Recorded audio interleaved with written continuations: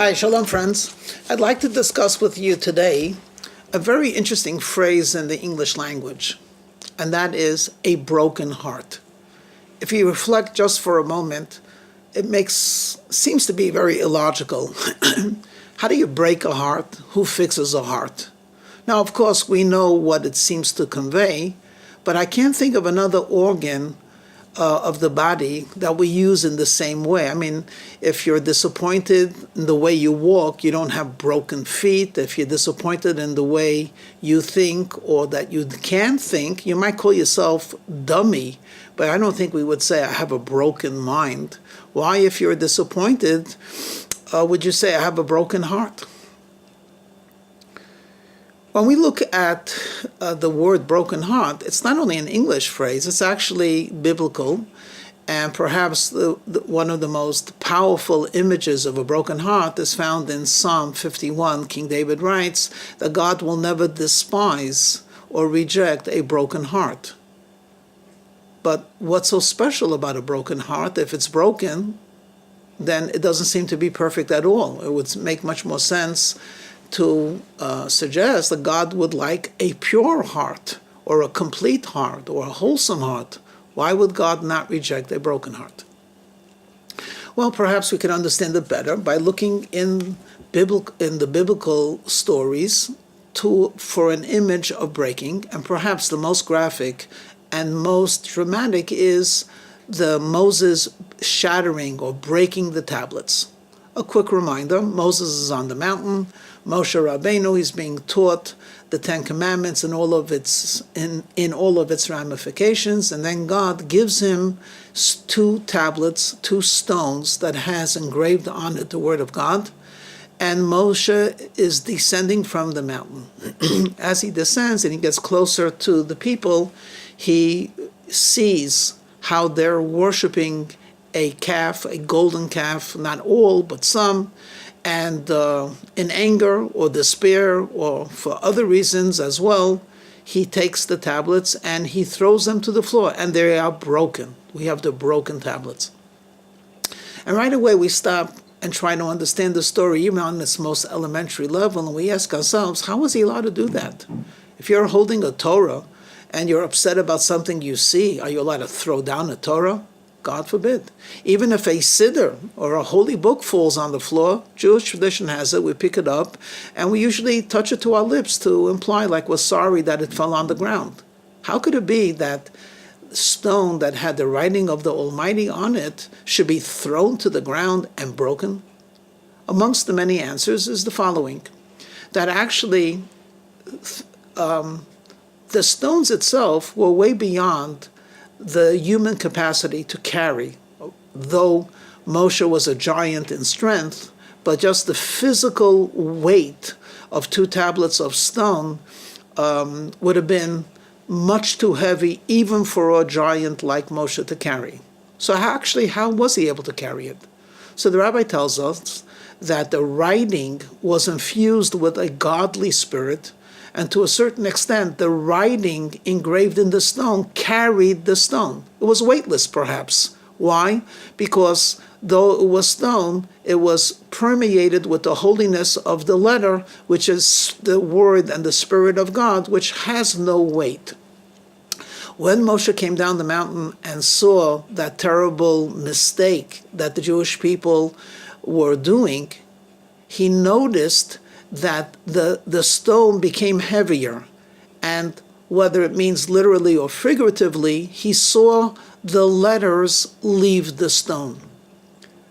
And the stone suddenly became colossal, heavy, an overbearing and overwhelming weight. So he threw it down. Because at that time, in comparison to where it started from, it wasn't anymore a Torah.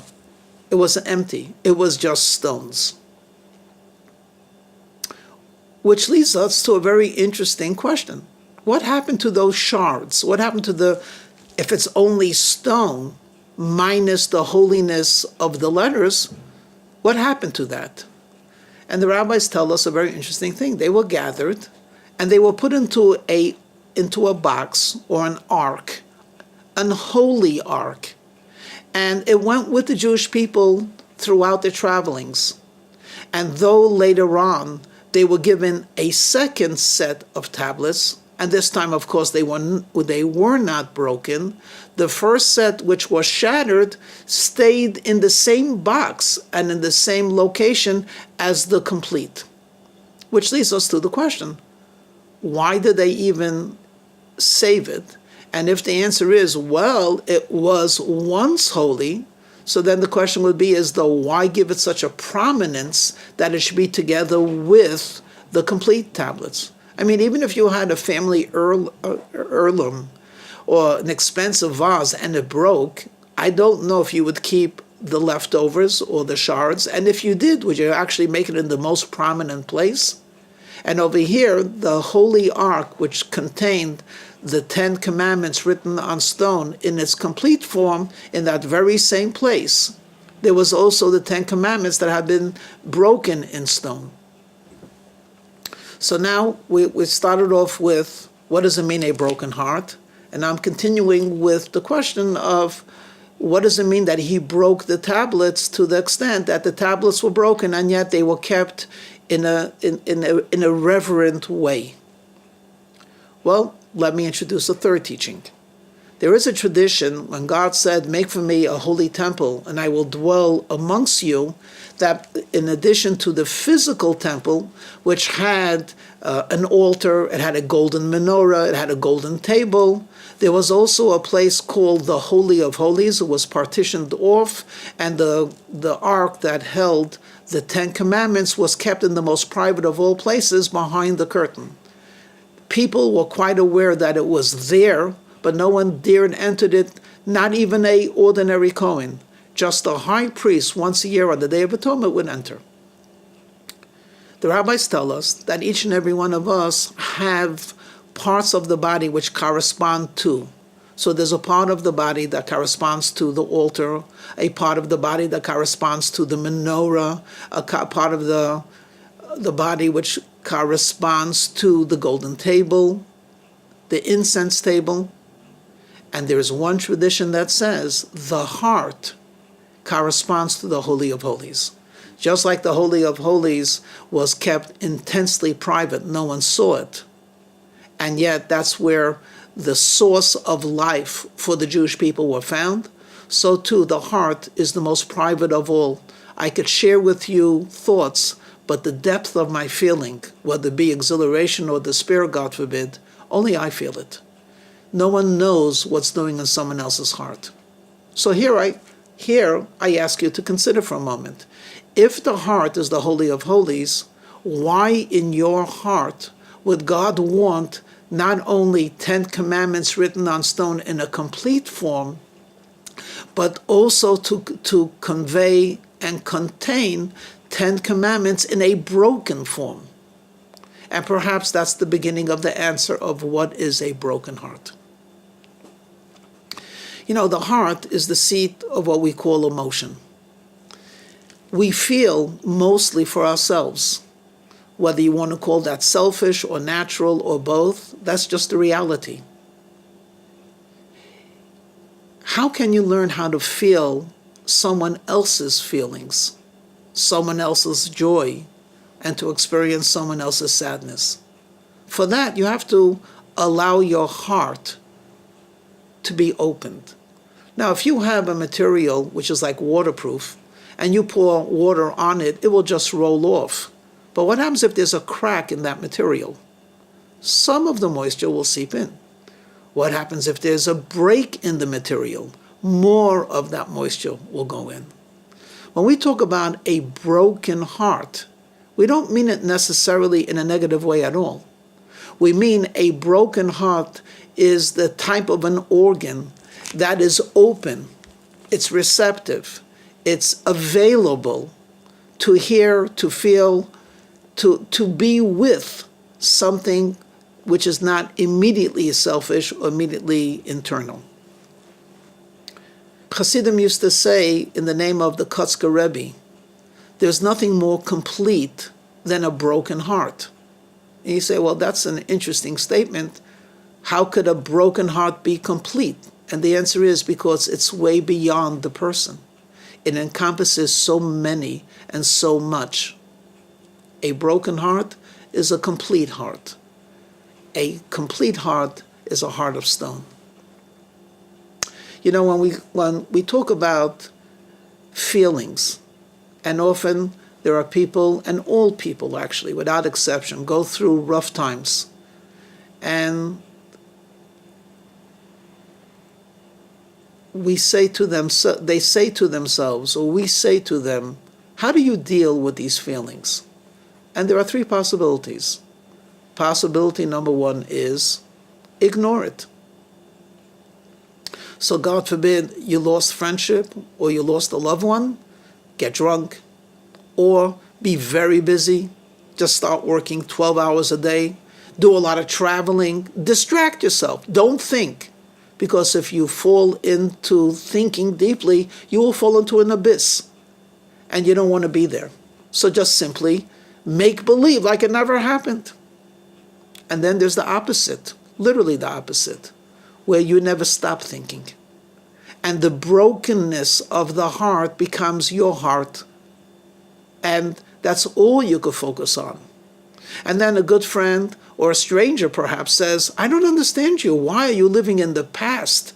Get on with life. You look at that person perplexed. For you, it's not the past, it's the present. What do you mean he died 2 years ago?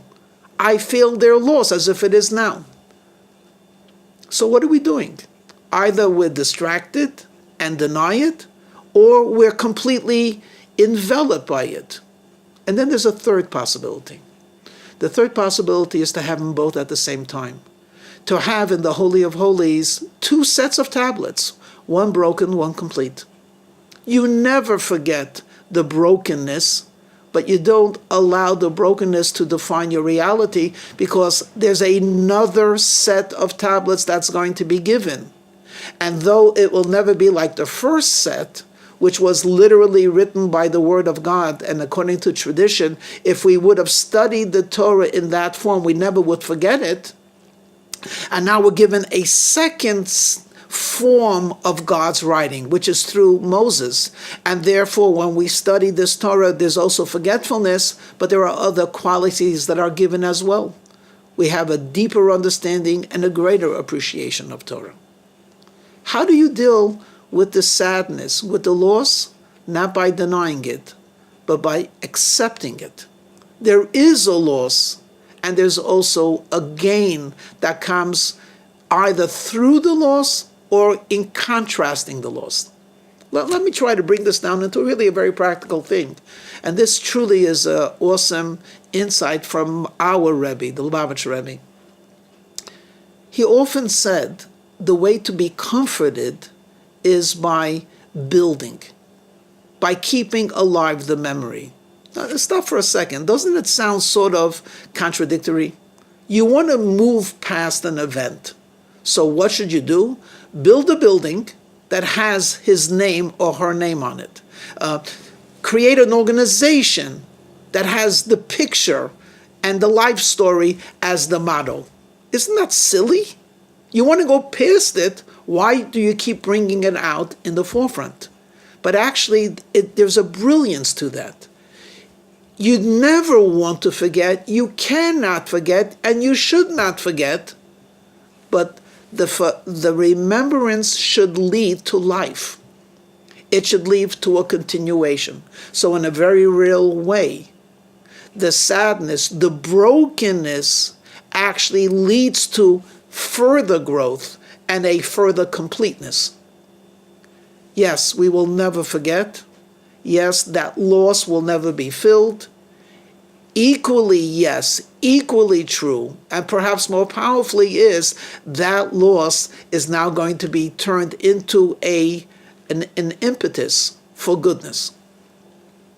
Can you be happy and sad at the same time? Well, in many ways, that's the saga of the Jewish people. How many years ago was it since we had our first temple? How many years ago was it since we had our second temple?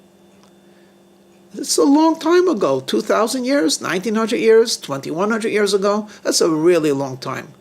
Did we ever forget it?